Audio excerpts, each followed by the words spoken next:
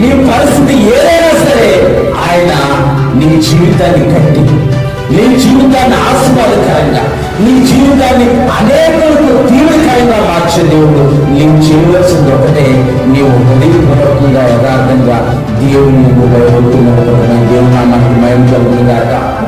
అక్కడేమో ఆ కొండ ద్వారా అక్కడ న్యాయాధిపతుల గ్రంథంలో గిద్యోనికి విజయించిన దేవుడు, ఈ 2వ రాజుల గ్రంథం 4వ అధ్యాయంలో ఈ యొక్క సేవకుల యొక్క భార్యకి ఆ యొక్క ఎలీషా అడుగుతున్నాడు, ప్రవక్త ఎలీషా అడుగుతాడు, నీ ఇంట్లో ఏముందమ్మా అంటే, నా ఇంట్లో నూనె కొండ ఒకటే ఉంది దైవజనుడా అని అంటే, దైవజనుడు ఏం చూడాలి చూద్దాం ఒకసారి.